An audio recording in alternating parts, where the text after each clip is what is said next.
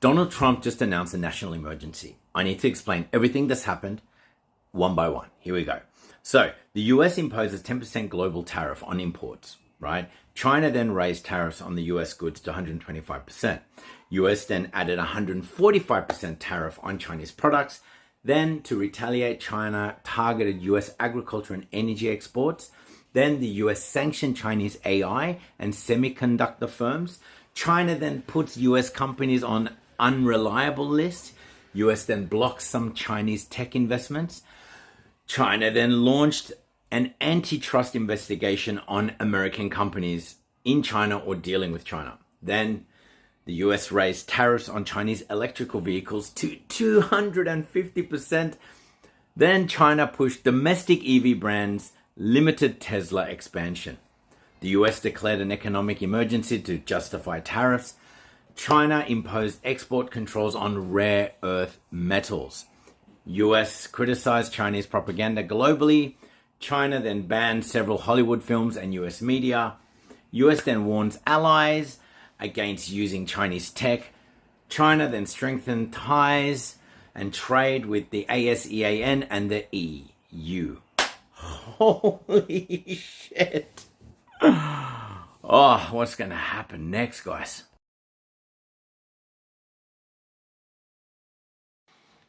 Hi folks, how you doing? Some bad news for the US economy, and this is a multifaceted kind of video. So US consumer confidence is the lowest it's been since the Great Depression. In April, US consumer confidence actually fell by 11%.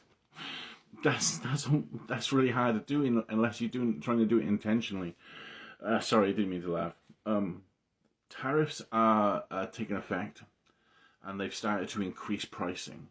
So even though inflation is falling, people are seeing the price rises and they're not spending. So that's why inflation is falling, because people can't afford the price rise of the tariff. And I know you MAGA is going to say, well, we've got money from tariffs, but that's not how it works. I'd love to explain it to you again, but I don't have enough finger puppets or crayons. So the other thing to consider as well is that oil, the price of oil is falling drastically. And of course, gas prices are falling because of that. And the reason for that is because it is widely accepted now that the United States of America is very quickly headed towards a recession. Oil price is actually a really good indicator of how an economy is doing. If the demand for oil is high, then the price is going to go up, unfortunately, of course, in some cases. But if the demand for oil is low, then it's going to go down.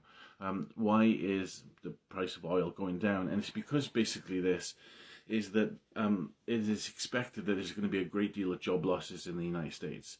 And because people will not need to fill up their cars to go to work, then because they don't have any work, then that's why the oil demand is falling. It's quite a simple kind of formula, but not everybody gets it. It's called the elasticity of demand. When I did my MBA, you go really great into it. So things are not looking good for the United States. Oil is falling, gas is falling, and which is a really bad indicator that a recession is on the way.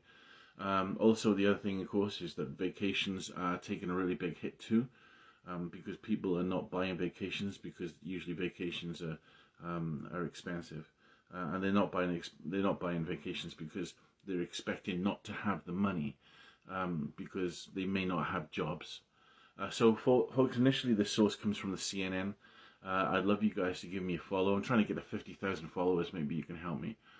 Let me know what you think in the comments. This is a multifaceted video. There's so many things going on.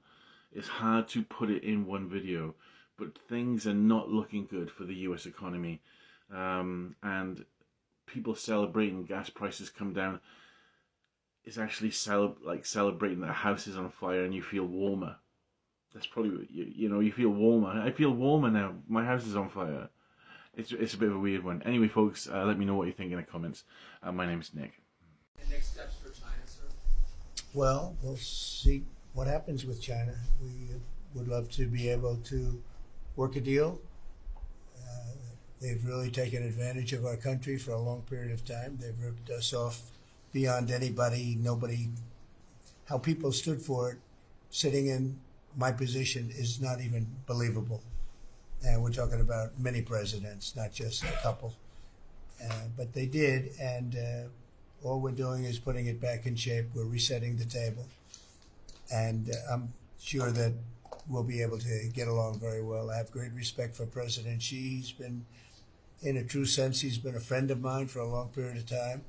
And I think that we'll end up working out something that's very good for both countries. I look forward to it. So it's official. Trump is selling tariff exemptions, just like I said yesterday, that this was going to come, and this is what he's done. So he's giving tariff exemptions to Apple for their iPhones and other large electronic companies, and also those who manufacture chips, but nothing to small businesses. So basically, the people who can afford to build the factories here in the U.S., who actually have the resources to do it, he's giving them a tariff break. But all the small businesses who don't have the resources to actually manufacture stuff in this country, they're screwed because we can't pay him enough money to do that. So there you go. I said he was going to sell tariff exemptions, and that's exactly what he's doing, because he's all in it for the money and the power, and he doesn't care if he destroys people's lives and small businesses, because he wants us all working for the billionaires. So there you have it, folks. It's for sale, just like I said it would. Because of the tariffs, I'm going to have to pay $3,500 for an iPhone. Well, here's an update on tariffs. Donald Trump just announced that they're going to be providing exemption for some electronic devices. And here is a list of exactly what devices will be exempt of these 145% tariff. This is according to guidance released by U.S. Customs and the CBP, or Border Protection. This tariff exemption applies to over 20 categories of electronics, such as smartphones, laptops, and desktop computers, semiconductor chips, flat panel monitors and TVs, routers and network equipment, memory cards and solid state drives, solar cells, and all related components. And for everybody that's about to say, see, I told you Donald Trump's going to back down. He's blinking. He's stepping back from these tariffs. It's called negotiation, buddy. Like, can you just be happy for once? You're mad because the iPhone might be more expensive. And then you're mad because your president gave an exemption on what you were complaining about. Can we just make up our mind? Are you going to be mad at everything? Or are you going to be happy at everything? Or are you just going to be as bipolar as a lot of people are? He heard your complaints and he responded. This is part of negotiation, while at the same time thinking about America first. And I'm already foretelling all of the comments. See, Donald Trump, China's gonna win and all that. By all means, have your way. Hello. Today we are driving into something you've probably seen in the news, or you've heard, or it's affecting you in your daily life. The U.S China tariff war. Sounds like a far-off policy debate, right? But trust me, this is hitting you and your wallet, your shopping cart, maybe even your job. By the end of this video, you'll know exactly how tariffs are changing life for everyday Americans. And grab a snack, hit that like button, and let's get into it. So what's that tariff anyway? First thing, picture this. It's like a tax the US puts on a stuff for stuff we import from China. Things like your phone, your clothes, even toys your kids play with. When the US say, hey China, we are charging you 125% or even 145 more to bring your goods here, it makes those products pricier to import. And guess what? That cost doesn't just vanish. It trickles down to us, to you, to that American income, low income or middle income earner.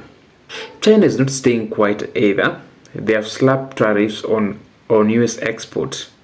I think it was 125 or something like that percent. So let's say exports like soybeans, cars. I saw somewhere, I think American pork, you know. So it's a tug of war between these two countries, the United States of America and China. And who's suffering? You know, you're all caught up in the middle of this tug of war. You know, I was seeing somebody was showing a video of the MAGA or Make America Great Again merchandise, you know, and they are all made in USA, like those capes. They are not USA, but they are all made in China. So you're wondering what's really happening. Yeah? What's really happening here? So let's start with something you all do. That's shopping. So whether you are in Amazon, or whether you're in a Walmart, you know, Target, or scrolling Amazon, tariffs are jacking up prices on stuff you buy every day. So China makes about 6% of what America imports. Think of sneakers. Think of t-shirts, you know, furniture, even Christmas lights. When tariffs hit, retailers pay more to get those goods, you know, in USA. And they pass that cost to you. So for example, imagine a $200 pair of headphones could jump up to $250 or more.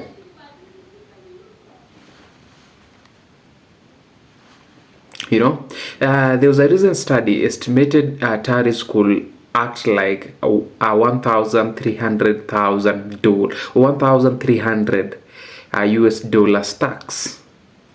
You know, hike per household in 2015 just from higher prices. So a recent study estimates tariff could act like a $1,300 US dollars tax hike per household in 2025 just from higher prices. That's not pocket change. That's a car payment or a grocery haul, you know. So it's not about just fancy gadgets. It's all about those like unbranded t-shirts, you know, essential commodities that you need in home. Yeah, those kids shoes, you know. So home appliances are getting pricier. Their prices are going up. Imagine if you're in a tight budget, you know. So it means this one will hurt you the most. So I've seen posts online, people complaining like even the generic building material, their prices are becoming a bit very expensive. Yeah, because they spend the biggest slice of their paycheck, you know, on buying the essentials things. Let's talk about big purchases, you know, bigger problems. So let's now talk bigger buys like that of new smartphone. You've been eyeing even a car, you know. China's powerhouse for electronic components. Okay, China is a powerhouse for electronic components. We all know that. We can't deny that. And they assemble most of, you know, products that is being used in the United States. We can't also deny that, you know. So tariff means your next smartphone or laptop could cost even bigger, you know, 100 more times that your current or the price that you used last year. The gaming console, the smart TVs, it's the same deal, you know. So for car, it's not just stickers price. Tons of parts like batteries or wiring come from China. Even for American-made vehicles, some of the parts comes from China. So higher part of cost means higher price here of car, or the higher the price that is used in the cost of production, it means it will be translated back to the price of that car you've bought. No, the parts are more expensive. It means the owner will get less profit. So what does this mean? It means that it'll transfer that cost back to your product. So you will be the one spending. You know, it will be the one that the pocket will be pinched most in order to bring that car to the USA. So let's talk about job. You know, what do you think about your job? You know, you'll be like, tariff are supposed to make our job. You know, tariffs supposed to protect our job, like so and so and so. So let's think like this: like a Chinese, like making a Chinese goods to be more pricey, no, for USA. Then company can compete and hire more, you know. And yeah, in some cases it held back. In 2018, tariffs gave a boost to industry like steel or textile.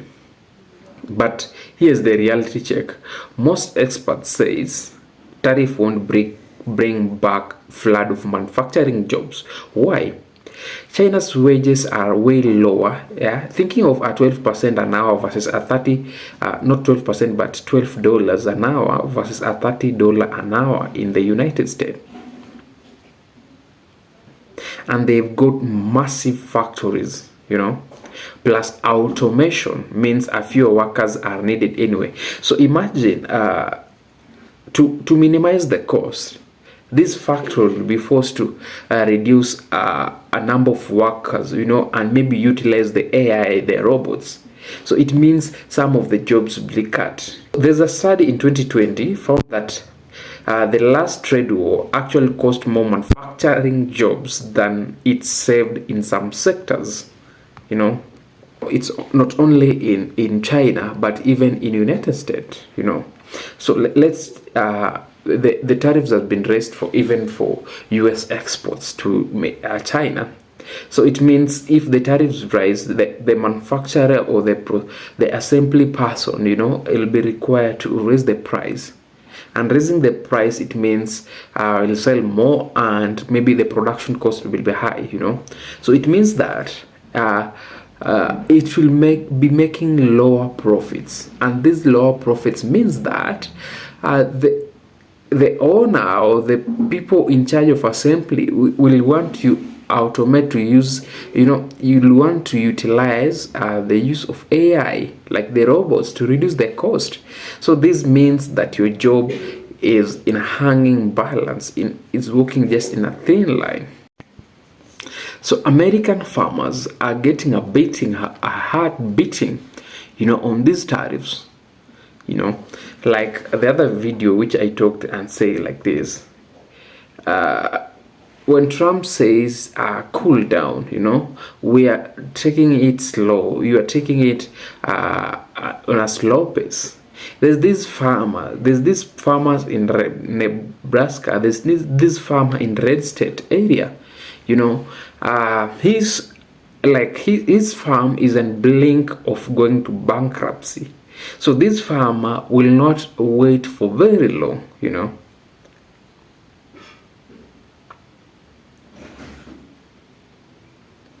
So these retaliatory tariffs has crashed some US soybeans and pork export, you know. Like in a few years back, these farmers lost billions, you know, of money, and the pain is now being felt. You know, the small towns like the Lower or Kansas feel the pain as a whole community struggled. Retail workers aren't safe. Higher cost could mean fewer hours of hiring. No, freezes. So if you're protecting an industry like aluminium, you might be okay, but those jobs are rare. It's a mixed bag, and for a lot of folks, it's more pain than gain. So I think Americans are experiencing inflation. So there's a relation between these retaliatory tariffs and inflation. So it's not just China here where it gets scarier. Yeah, it's not just China here where it gets scarier. Tariffs don't just raise prices of Chinese stuff. They can spark inflation across the board, both in China and America. So when imported goods cost more, retailers might hike prices of everything to cover their losses. Business paying more suppliers like the car makers or contractors, pass those costs to you too. Like back in 2019, tariff goods saw way bigger prices, jump off.